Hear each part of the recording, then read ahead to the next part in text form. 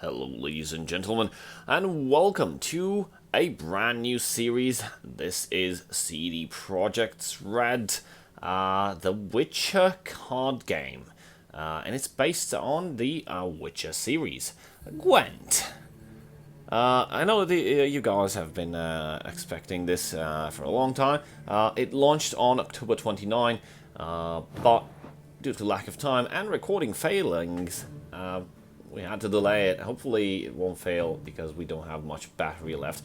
So this is the starting screen. It welcomes you back every time you've got the daily quests.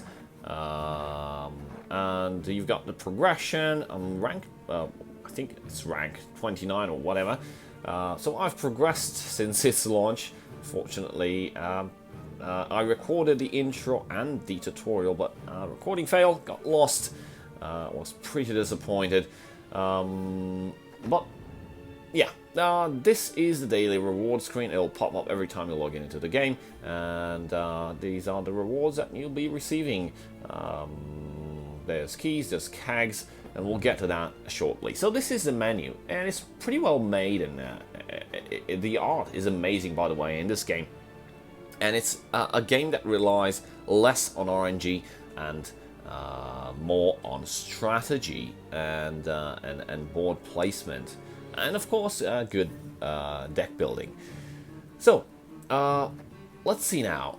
Invite friends to get to Gwent and get bonuses. You'll find below in the description a link, a join link. So if you want to join Gwent and want to get some goodies as well, basically you click and sign up using the link provided below, and you get some goodies. I will get some goodies as well to I don't know, ramp up the stuff that we can get. So maybe we can do better videos in the future. Also, we have claim your free faction CAG. We already got that. Claim your free iOS welcome pack. So this game has been available for PCs and consoles for quite some time, and it launched for mobile on the 29th. So if you are joining with an iOS client, you will get a welcoming pack. You'll get an ultimate premium CAG and a mirror shard.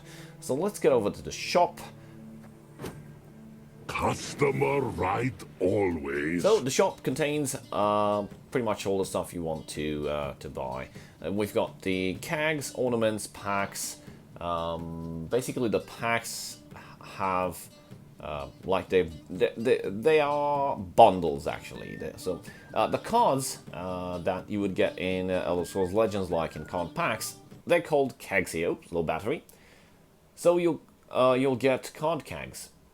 And because the game launched for quite some time on the PC versions, there's some expansions. The mobile client did not start from scratch, so the expansions are live. So that's pretty much it. But that is irrelevant because you can build strong decks even with base stuff. It all comes down to how good you play them. Remember, it's more strategy than RNG. It's actually the RNG is only in drawing, but the drawing occurs. For example, you get 10 cards on your initial hand, okay, and that's the maximum amount of cards that you can hold, and the deck is quite thin. I mean, you have to build a deck that has, I think, I don't know, 20 cards or so. So it's pretty much a non-RNG. So let's buy a keg, and I'll show you guys how. Let's buy a base set keg. I'll show you guys how the card unlocking works. Okay. Oh my Gwent. So there's also contracts, achievements. You do actions in the game and you progress. It's not like the daily quests. So you progress there and you'll get a reward, and the achievement is complete. There's also achievements with multiple ranks, meaning achievement level 1, 2, 3. So, and while some are just one time only. There's also quests. You can see the quests here on the left side of the screen, and the quests are daily and they're refreshed daily. Of course, if you have an open slot. Otherwise, you'll just be stuck with them or you can just hit the refresh button and try to get rid of it and maybe get something new. So let's open a keg and show you guys how it works. So the keg is very different from the Elder Scrolls Legends pack opening. So you get 4 cards randomly, okay? And the 5th is actually a bundle of 3 cards from which you get to pick one based on what you want and what you think suits you better. We'll get to the mechanics soon. We've got a beast. I'll probably select a beast. It's a gold. Everything is gold, actually. Deploy boost all allied warriors units by 1. Boost all allied beast units by 1. And this is an action. Next time an enemy receives a boost, destroy that unit and self. It's a trap. Yeah, this game has traps, just like Yu-Gi-Oh! You know, black hole, or trap hole, sorry. We'll pick this one because we've been playing with... oh, contract completed. We've been playing with beasts mostly. I still don't know what the meteorite powder means, but hopefully we'll find out soon enough. Let's get to the unlockables. So, there's a lot of unlocking stuff that you can do here. Yeah, it's a lot. I mean, I have no idea how we'll be able to unlock everything in this lifetime. I just picked a branch and started unlocking stuff. I picked this one. I have no idea why. So basically the unlocking mechanism is, you see those keys in the top right corner? Yeah. The amount of keys you use for each step in the unlock tree is the number indicated here. So for 2, I will get like 60 meteorite powder, which I don't know what means. But we can't use it anywhere else. 2 keys, everything else costs 3, so we'll basically just use that. Okay, so we got 60 meteorite powder. There's also like some unintelligible stuff here. Probably will be unlocked once you unlock the scrolls. See the scrolls here and the chests here, here, and here. So there's some chests. It's probably description of story. Maybe you get like a new leader, because I've seen that guy appear in the leader section. Okay, the leader is actually your hero and has a special ability. We got a key. Awesome, epic. All right. Now let's talk about a bit how the game works. So let's hop on to a simple gameplay. Okay, so the factions that are available, it's the Scoia'tael, the Northern Realms, the Nilfgaard, the Skellige, and the monsters. We've played only monsters, and we got ourselves familiarized with how this works. I don't know about the other special abilities from the leaders, but the monster leader has Carapace, and Carapace basically offers you, it has only 2 charges, and that's 2 unique charges per the entire match, and basically boosts, 1 charge boosts a creature of your choosing by 5 and gives it immunity from the first targeted action, meaning if someone wants to just destroy it, they'll have to first break that shield. Now, in this game, cards don't fight amongst themselves, so you don't select a card, push for face and stuff like that. No, it's a strategic point gathering game. Let's get on with it, and I'll show you guys how it works. So we'll select training, because training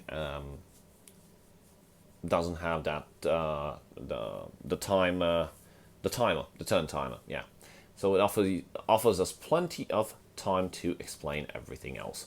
Araka Swarm. Okay, I don't know what we're playing against.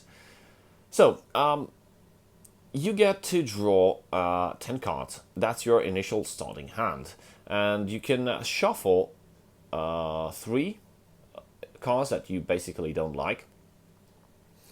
Let's take a look at the board. So this is the board. This is our hero. This is the enemy hero. The enemy hero, what does it do? I don't know. I can't select it. Damn it. Okay. No. Okay. If you start first, and we are going to start first, we get this tactical advantage, or that boosts an ally unit by 5, then banish self. So you can instantly apply some boost, which is awesome. Now the monsters rely on boosts and boosting themselves. It has little removal and just a couple of damage dealers. So let's talk about how the game works. So you've got, and this is mostly on monsters because that's what I've been playing. We've got deploy. Deploy is the card effect once you play it. Now deploy can actually be influenced. If you can see here, we have 2 rows. Each side of the board has 2 rows. This is the melee board where this card is, and this is the ranged board. The ranged row, sorry. And some cards may state in their description deploy on a range or deploy on the melee row, and only then they will activate their deployment. If you summon them to the wrong lane, wrong row, sorry, then nothing will happen. There's also cards that have double effects, meaning you either spawn it in the melee lane or in the melee in the ranged lane.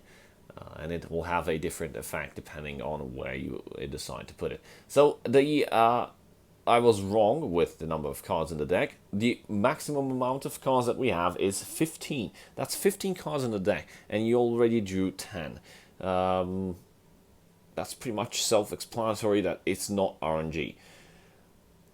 So you can basically just throw away 3 cards and draw some other cards from your deck. Only 5 are there, remember. Dominance. Now, an interesting fact about what makes the monster decks awesome is the dominance. So basically, if you have dominance, there will be additional effects. Dominance means trigger this ability if you control another unit with the highest power on the battlefield, and monsters can actually do that. They can outmatch any other card in power. We can see right here, this guy. It has no ability, but it has 9, and it's gold. Haven't seen other types of cards except bronze or gold. Maybe there are others, but so far we only have gold and bronze in our deck. Death Wish is like Last Gasp in Elder Scrolls Legends. So when this card dies, it spawns a harpy, and that harpy has 5/5. We can't see it. Damn it! Oh, there it is. We have 1 in the deck already. There's also Consume. And you can consume an allied unit that is on the board and is about to die. So if you consume, you get its maximum standard power. Cards here don't have attack and HP. The power is also the HP. So as you can see, this 5 indicates the power of the card, and also the amount of life points it has left. Cards can take damage. This is a very good example. Damage, deploy damage a random enemy unit by 2. So the game relies on building this number right here. You see it's 0 versus 0 because we haven't spawned anything. Recording is still running. Okay, we need to check that from time to time.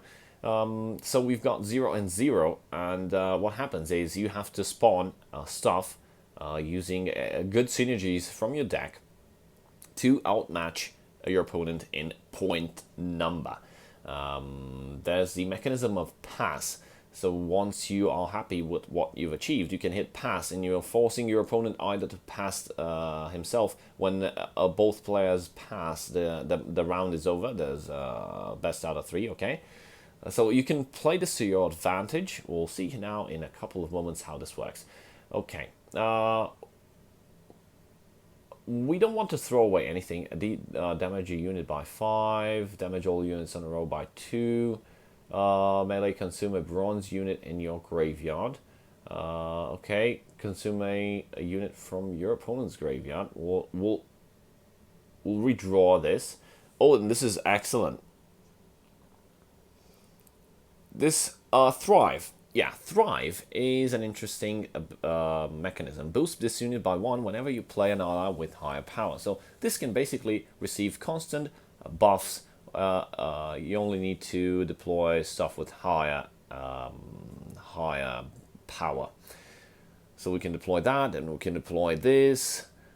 Then we can deploy this, boost an ally unit by dominance, blah blah blah. Consume, I think this I will throw away.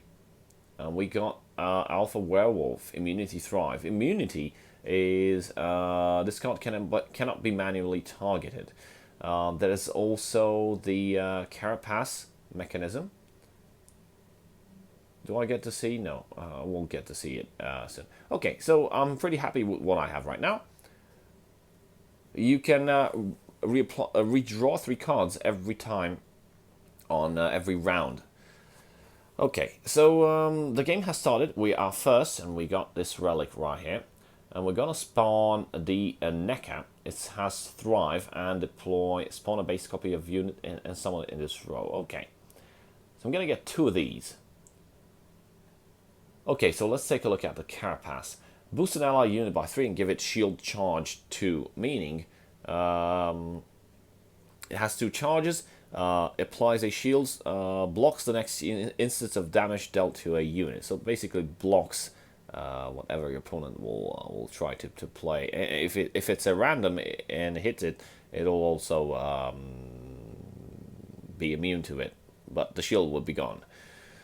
All right. It's a maximum number. It's only 2, so we have to be pretty careful on how do we play it. So the match, actually the round winner is determined by the amount of points at the end of the round. Okay, so we don't have anything to do except Carapace, but I won't do it. My opponent just spawned something. Whenever a unit is destroyed. Okay, so this special ability, Swarm, it'll play... Wow, oh my god. Oh my god, what the hell is that? Deal damage. Damage all units on a row by 2. Oh, that's actually good. Okay, so I think we can... Okay, it's our turn now. So we basically, we want to remove those. But we also want to receive some buffs. So we'll play this. Those guys will receive a buff. Now let's try to keep at least 1 alive.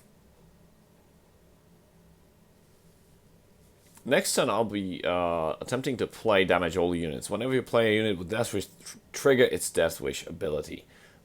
That's not good. We need to get rid of that. So we are at 12. Okay, let's deal 5 damage to a unit. Remove that from play. This is the graveyard. It contains only 1 card so far. And we're leading in points. Opponent will surely spawn something, or will play something that destroy all units with 1 power for each unit destroyed. Boost self by 2. Uh-oh, this is bad. That's 16. Oh my god. We don't have anything to counteract, to combat that. Damage a random enemy unit. Repeat the deployability. Well, I should have removed all those. That's 9. Holy snap. 25. Immunity Thrive. We can play this. We can still reach our opponent in terms of points.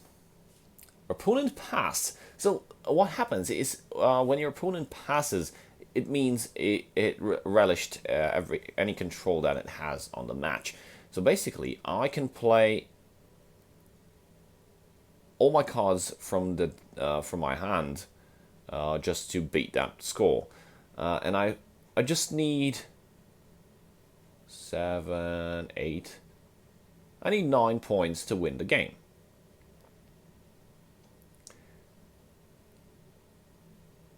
And what I will do... my opponent has dominance. This is the card with the most attack. So I will play the Harpy.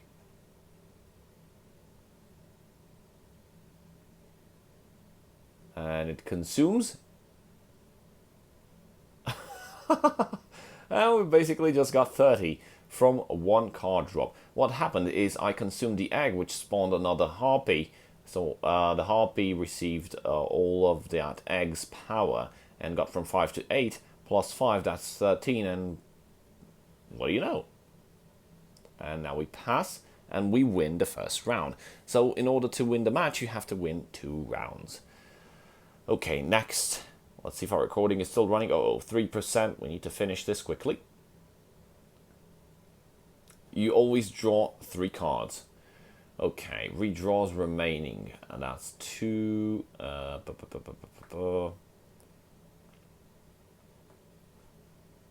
Consume a bronze unit in your graveyard. Fine.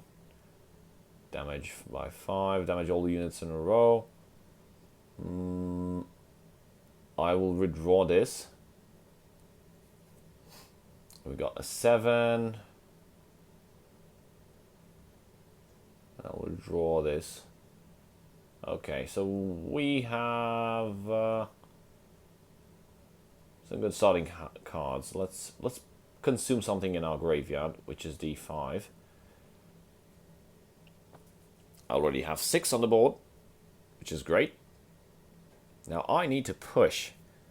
Damage a random enemy unit by 2. That's which repeat the deploy ability. So when it dies, it'll deal 2 more damage. Okay, we have dominance, but we have no thrive creatures.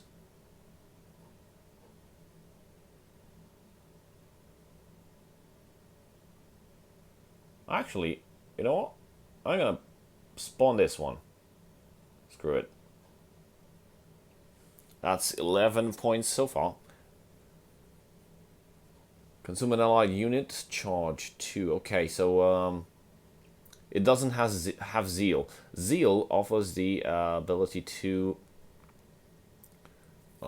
basically activate the Order. Order is an activation of an ability that you can play.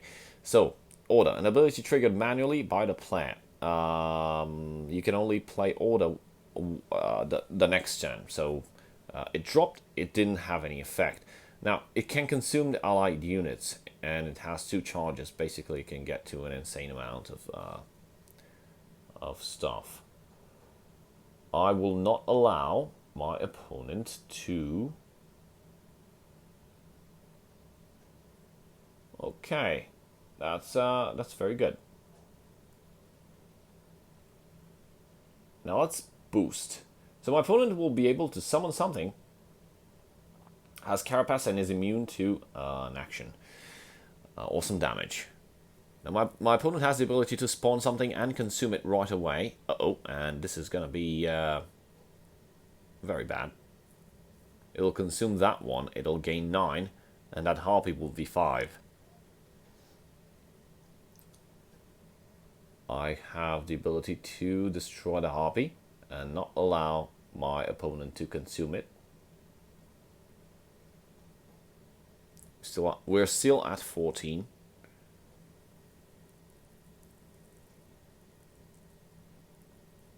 Uh-oh, so when it dies, it just gets respawned, consumed, and oh my goodness, that's 17. 17, we will be playing this one. And let's try to deploy the Carapace. Well, it's all nothing. I mean, I could save up and pass and save up on the cards and try to win the 3rd round.